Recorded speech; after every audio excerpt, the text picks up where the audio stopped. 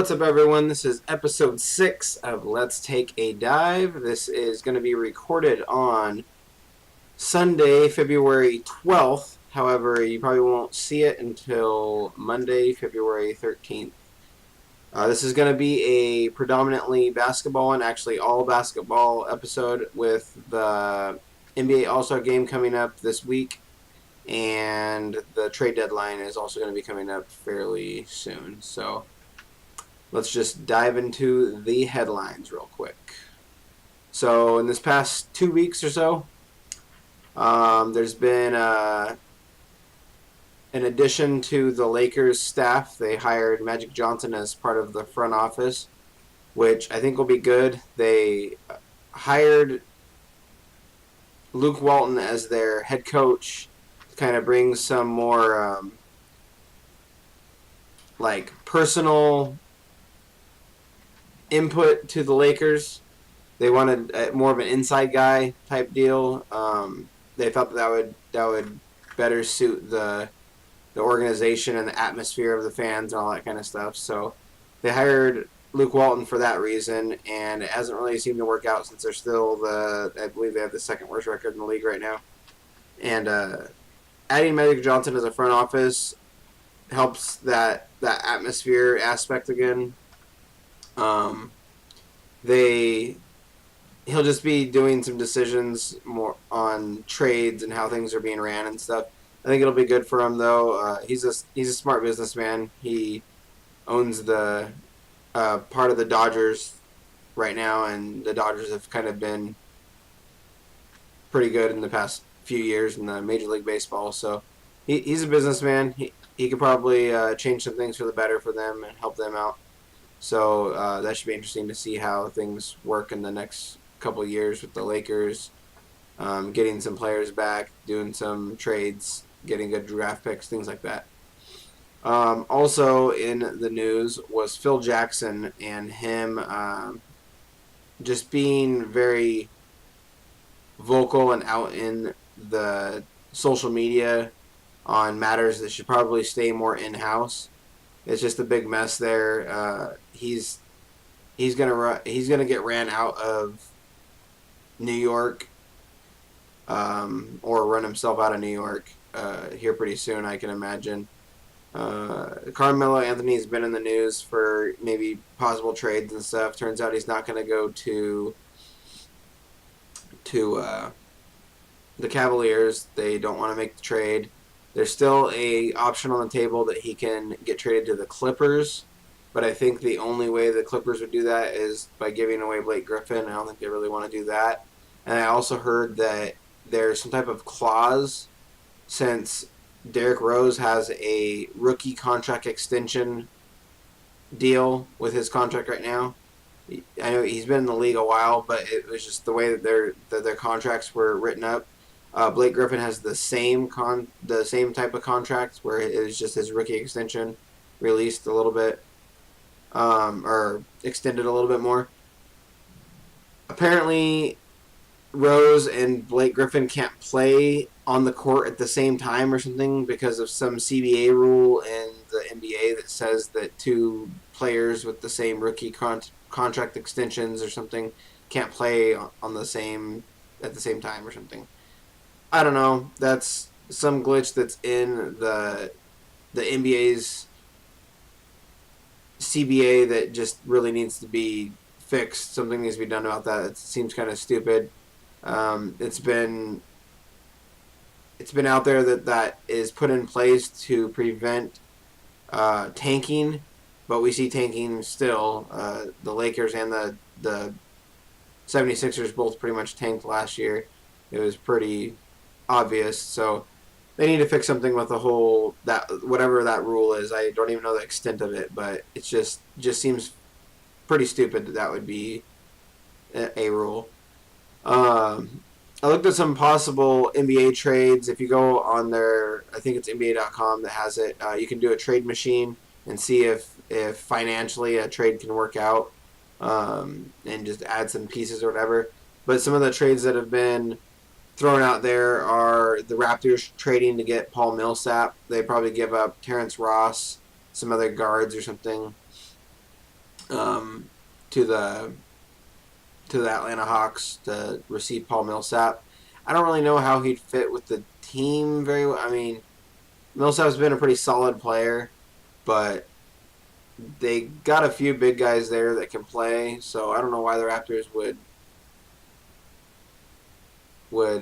really need him, but he's a good addition to any team. So not a big deal there. There's Boston trading for Jimmy Butler, which would be freaking crazy good. I don't think the Bulls would ever do it. I don't think the that Boston really has anyone to trade for him. They could give away Avery Bradley and um, their their other power forward. I can't remember his name at the time. But I just don't think that the Bulls would go for that. Jimmy Butler is probably going to end up being their franchise player, so they're probably going to just move things around him. However, it looks like they are kind of liking the whole Wade deal, so however long Wade can play, he might be the one that they build the team around for the next couple of years and then go into like a rebuild mode or whatever. Pacers have been in the news to try to reach for Serge Ibaka from Orlando. I don't really know what the details of that trade would be, but the Pacers have a crappy contract with Monta Ellis right now that he doesn't even get playing time hardly, and he's like the third highest player on their team. They really should try to find a way to dump him. I don't know if Orlando would be able to eat his salary or not, but Pacers getting Ibaka would be pretty good to go with Paul George and Jeff Teague. So that'd be pretty sweet to see that team make a push for the East. I'm really liking Boston as far as my Eastern Conference teams that can maybe give the Cavs a run, but it won't be this year for sure. But if Boston can do some things in the next 2-3 years, I think they could really do something there. There's an interesting 4-team trade that kind of seemed like this is totally video game style, where the Charlotte Hornets would try to get both the Plumlees and the Zellers. So they'd get Tyler Zeller, Cody Zeller, Miles Plumlee, and Mason Plumlee, I believe it is. They would obviously be trading away their a pick to the Knicks. So the Knicks would get a second-round pick in this trade. Portland would be giving up Mason Plumlee, so they would get Frank Kaminsky from Charlotte, and then Boston would get Jeremy Lamb. So Charlotte gets the 4 guys. Well, they already have one on their team, but Charlotte would get the 4 guys. Boston would get Jeremy Lamb. Portland would get Frank Kaminsky, and the Knicks would just get a pick, which probably would work out for all the teams. Jeremy Lamb's kind of a really good off the bench or a second man type guy to help Isaiah Thomas really get things done as far as the scoring goes. Frank Kaminsky can spread the floor for Portland since he can shoot threes and he's a big body. He can pass it fairly well as well. And then the Knicks would get a pick, which could help them kind of rebuild their team around Porzingis, because that's probably where they're going to be going in the future, depending on what Melo does and how they move Melo and if they decide to keep Derrick Rose or not. So as far as the news goes in the NBA, that is going to be it on that. I do have a pretty decent rant of the day. I got into a little scuffle on Twitter with a guy that posted a video of, everyone might have seen LeBron's new flop, where he was going up for a dunk against, the Thunder, and Victor Oladipo was chasing him down and seemed to not touch him at all, but LeBron hit the floor pretty hard and he got up and started complaining to the ref. So this guy on Twitter was like saying how LeBron's a complainer and a whiner and a disgrace to basketball and all this other crap. Maybe it's just me looking at both sides of the fence, But I looked at the video. There wasn't many good angles on it. But it actually, you can clearly tell that Oladipo didn't touch LeBron at all with his arms. But it did look like Oladipo's legs might have hit LeBron's legs. And anyone out there who's athletic will know that running at full speed and just getting just the lightest touch anywhere on your body can cause you to just go completely off balance. It's just the way it works. If you're unathletic, then you're probably the one that's sitting at home saying that LeBron's a whiner and a complainer and a flopper. But I see the flopping. I know the flopping happens in the NBA. I've seen a few really bad ones. I'm more concerned about the ones where there's two guys and they're just kind of arguing back and forth, and then one guy like pokes the guy in the chest and he like just hits the floor like that. Those are the ones that I look at. When I see somebody playing some pretty heavy D on somebody and just looks like they got flicked in the nose or something, and they react to it very dramatically, I can see why that is. Because it looks a lot worse in slow motion when someone does that. And people get that, they will see that slow motion video, and that is what is in their head. Oh, look at him, he's flopping because he grabs his mouth, he barely even got touched. But when your things are flinging really fast and you're kind of moving into it and stuff, your reaction is going to be a quick little grab your nose type deal. So I'm not a really big person on saying that everything that happens in the NBA is a flop. I mean, I know there's flopping. They now have fouls that they call on people who do flop, and I can see that it's a good argument, but some of the things that people are calling flops now are just absolutely ridiculous. Sorry, I was getting a little thirsty there. Now, onto that same subject, this guy writes, that posted this video on Twitter, about how Jordan would never do this, and Jordan blah, blah, blah. I am so sick and tired of hearing about Michael Jordan. There's no denying Michael Jordan's skill. Guy has one of the best footwork that's ever been done by a shooting guard. He's got one of the nicest jumpers that ever by a shooting guard. And he played crazy good defense. Got to give him those three things at the very least. And he's actually a very underestimated passer and rebounder as well. I think Jordan's 6'6", and he career averaged I believe it's six something assists and 7 something rebounds, which is pretty solid. For also being the leading scorer on your team pretty much every year. But I'm sick and tired of Jordan's attitude. He threw me off on his Hall of Fame speech. He made me kind of hate him then. And then he goes and he buys a team, and his team can't get anywhere, but the best they've ever done is the 8th seed in the playoffs. He obviously can't run a team. So when these things come out that says Jordan says if he was building a team he wouldn't take LeBron. Who gives a shit? Jordan obviously can't build a team. He's tried to build a team. He owns a team and he tries to build it every year, and he can't seem to build one. So who gives a shit what Jordan says who he says that he would take if he was building a team today? Nobody cares.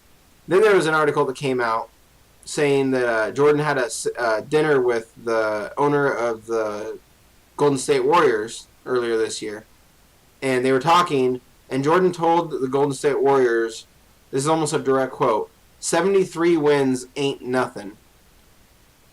He's probably just bitter because they finally beat his Golden team. I bet in the past 10, 15 years, all he would bring up to some people in arguments was that his team won 72 wins. They have the most wins, blah, blah, blah.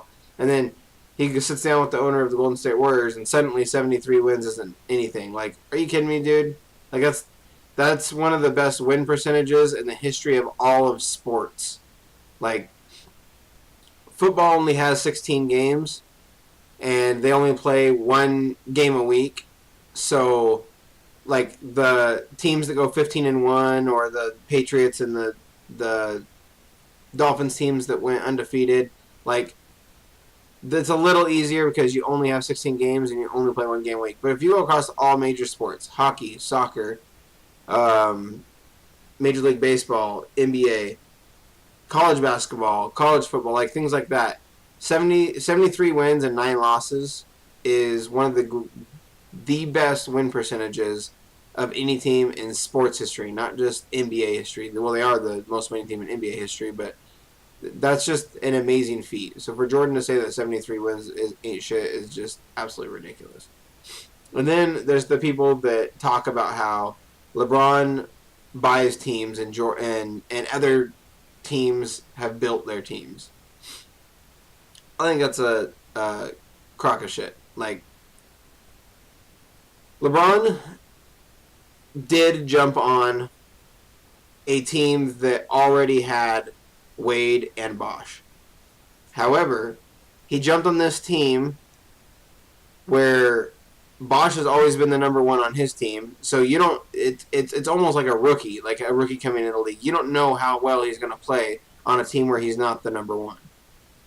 I mean, Kevin Love showed that his first year in Cleveland. He was the number one in Minnesota, and he was dropping double-doubles every night. He goes to Cleveland, no more double-doubles every single night. Like, he had one stretch in his Minnesota days where he went like 40 games or something in a row of double-doubles. He doesn't do that with Cleveland. So the whole he jumped on a super team with these two is somewhat a crock of shit, just because it was still undecided how good they were actually going to be or their potential and stuff like that. Plus, you jump on a team with these two other superstars, you don't really have much of a bench or anything like that. Granted, a lot of people kind of joined in because they were like, oh, easy championship and stuff like that. But LeBron makes everybody better. And the fact that people say that he buys his teams is just absolutely ridiculous. I went back and I looked at the Showtime Lakers era. First of all, they didn't draft Kareem. They traded for Kareem. But he was on the team before they drafted Magic. So however you want to look at that, you can look at that. When they did draft Magic Johnson, they got the first pick in the draft via a coin flip. So you can attest that there's a merit of luck with the Lakers getting Magic Johnson. A few years later, they also get James Worthy, first pick in the draft via a coin flip. Another lucky break by the Los Angeles Lakers. And then they traded for Byron Scott. Now, Byron Scott, James Worthy, Magic Johnson, and Kareem Abdul-Jabbar were 4 of their 5 starters. All either a trade or a way of luck, or however you want to look at it. This is obviously just a counter argument, but if you're going to sit here and say that LeBron buys all his teams, then you're pretty much on the same spectrum as me calling the Lakers being good luck. It's just, that argument is so incredibly irritating that some people just need to sit back and look at some stats before they open their mouth and start talking about how some team is built and some team is bought. Also, with the Lakers team, their first championship, I believe it was, their second leading scorer was Jamal Wilkes, who was taken in from free agency from the 75 championship Warriors team. So this Lakers team that wasn't built with superstars had Kareem, who's going to be in the Hall of Fame, James Worthy, who's going to be in the Hall of Fame, or is in the Hall of Fame, Magic Johnson, who is in the Hall of Fame. Like, they have these they don't only have all-stars, they have Hall of Famers on their team playing together. And then this Jamal Wilkes that they got from the 75 championship Warriors team. So that's just like if Kevin Durant was to win the championship last year and then move to the Warriors. You're getting a guy from a championship team to move to your team. Like it's the same concept. Just quit using that as an excuse. And then I went and I dug into the '90s Bulls team to throw that out there, since it's always, is LeBron better than Jordan, and that's whoever's opinion wants to say it. No one's opinion is wrong, but um, so first the Bulls did draft Jordan, Horace Grant, and Scottie Pippen. So good for them. They did that. But some people say that they disregard how good Horace Grant actually was. The dude averaged 9.5 rebounds, 2.6 assists as a power forward, 1.2 steals, and 1.2 blocks with 13.2 points. Like, this guy was a baller, and you're gonna disregard that Jordan didn't have any help, and he won these championships on his own. Like, are you for real? Like, come on now. Then Pippen made the All Defense team 8 years in a row. I don't think LeBron's ever had a guy on his entire team outside of maybe Shane Battier that has made the All Defensive team before. Like, LeBron never has defensive players on his team. So Jordan has help not only on offense but on defense, because Pippen was actually a beast. That guy averaged more rebounds and more assists than Jordan did at a small forward position over a shooting guard position. So, I mean, if you wanna look at it like that, Pippen's been known to be the number one wingman in the history of the NBA, and he's slated as one of the top 10 small forwards in NBA history. Like, Jordan had some help. Then when Horace Grant was gone, Rodman came in to take his place, and this guy won multiple rebounding titles, and in the I believe it was the '98 season, he averaged 15 rebounds a game. Like, that's just ridiculous. Not only that, but the guy didn't score very many points, but he did everything else. I mean, for a big man, he could pass, he could run the floor, he got rebounds. Obviously, he was a ball hog. Like he would jump out of. Everyone's seen all the clips of him jumping into the bleachers to save out of bound balls and things like that. Like, to have a guy like that on your team, I can't remember the time that LeBron had a guy that played that hard to win games. And then not only that, but the Bulls had Kerr and Kukoc shooting 2.5 or making 2.5 3-pointers a game. They grabbed Kerr off of free agency, I believe. Kukoc they drafted, but Kukoc also made the all-rookie team.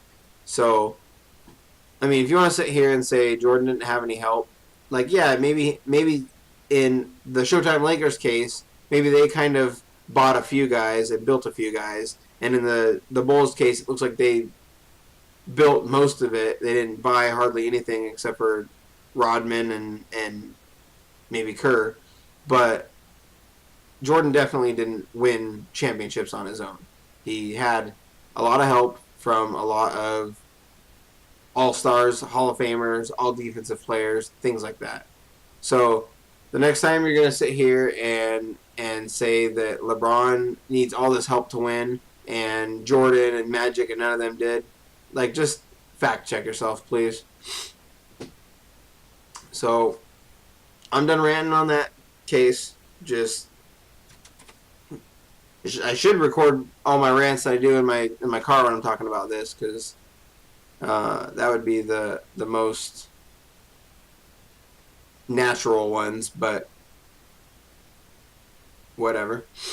Now that my rant is done, I just want to give a little preview of the upcoming week.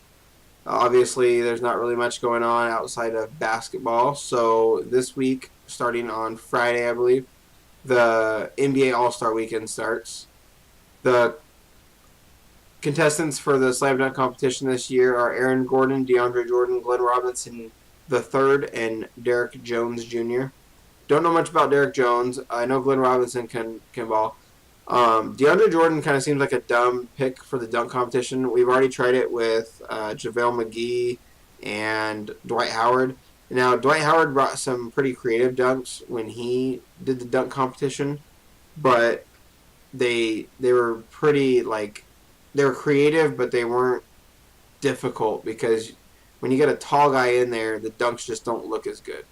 And with JaVale McGee, all his dunks were just basically showcasing how long he is and how tall he is and things like that. So they were kind of boring. So I don't know how this dunk contest is going to do this year as far as being good. I can damn near guarantee that Aaron Gordon's going to win the thing, but I don't know if he has any dunks left after the crazy dunks that he did last year. But he definitely, I think he deserved the win last year. His dunks were crazy creative, pretty difficult, and he can get up. So I'm putting my money on Eric Gordon this year. The 3-point competition is going to have Eric Gordon, not Aaron Gordon. Eric Gordon, Kyrie Irving, Kyle Lowry, Wes Matthews, C.J. McCollum, Klay Thompson, Kemba Walker, Nick Young. Klay Thompson is the defending champion, and he'll probably make it to the final round. I think C.J. McCollum could give him some trouble, and maybe Eric Gordon. I don't really see any of the other guys. Kyrie Irving's more of like a Kyrie Irving and Kyle Lowry are both more of a dribble, shooting threes in traffic type guy. Nick Young's a pretty streaky shooter. Kimba's kind of also a dribble and shoot type guy. The only spot up guys really are Klay Thompson, McCollum, and Matthews and Gordon. So I think it's going to come down to Klay Thompson and C.J. McCollum probably, but it'd be nice to see a Blazers win it. So that'd be cool if C.J. McCollum brought it home. But the skills competition's kind of weird this year. They're having some big guys in there. Joel Embiid was originally in it, but he just recently got injured. So DeMarcus Cousins, Anthony Davis, and Kristaps Porzingis are 3 big men that are going to do it. I don't see them going anywhere with it. The skills competitions are for the guards. Like, they're quicker. They're done a little faster. I don't see why they have these big men in there, but to each their own, I guess. I say Isaiah Thomas wins it. That guy's balling this year, so he's got my money. And then actually probably my favorite part besides the slam dunk competition of the All-Star weekend is the celebrity game. I love watching the celebrity game. I don't know why. It's just fun, and people get out there and get things done. So this year it's Michael Smith and Jamel Hill. They do the His and Her show on ESPN. They are the 2 coaches of the team, the 2 coaches. So Michael's the coach of one team, Jamel's the coach of the other. Michael Smith's team has a lot of names that I don't know. Most of them are actors. Miles Brown, Tom Cavanaugh, Mark Cuban, the Dallas Mavericks owner, who, if you guys have never seen him play, guy can play basketball. So watch out for him. Baron Davis, an old NBA legend. Andy Grammer, Jiang Jinfu, something like that. Anthony Mackie, Romeo Miller, who is Lil Romeo, who is Master P's son, and Master P is also playing, so they're on the same team. Hassan Minhaj, he's an actor and comedian. Candace Parker from the Los Angeles Sparks, and Aaron Sanchez, who is a celebrity chef, apparently. The coaches for that team are Michael Smith, Draymond Green, and Roxy Diaz. Jamel Hill's team is Brandon Armstrong, Gwyn Butler, Nick Cannon, Rachel Demita, Ansel Elgort, Mark Lazary, Caleb McLaughlin, Peter Rosenberg, Oscar Schmidt, old basketball player, Lindsey Whalen from the WNBA, Chris Wu, and the reason that I'm rooting for her team to win, Jason Williams, White Chocolate himself. It'll be fun to see them. They're being coached by Jamel Hill, Kyle Lowry, and Fat Joe. But yeah, it's going to be fun to see Jason Williams back out in the court. I've heard that there's videos of him at like YMCA's and like pickup games and stuff. wherever he's residing now. And guy can still ball apparently, so it'll be fun to see Jason Williams again. He was one of my favorite players to watch growing up as a kid. So yeah, so watch out for the NBA All Star Weekend this week. You got my picks on who's going to win each one, and keep an ear out for my episode 7 of Let's Take a Dive next week. I will have a very extensive football episode. I will talk briefly about the All Star Weekend and stuff, but as far as the information goes, I'm gonna have a very extensive football episode about the draft and how teams should build and just things to that extent. So thank you for watching this episode of Let's Take a Dive, and I will catch you guys later.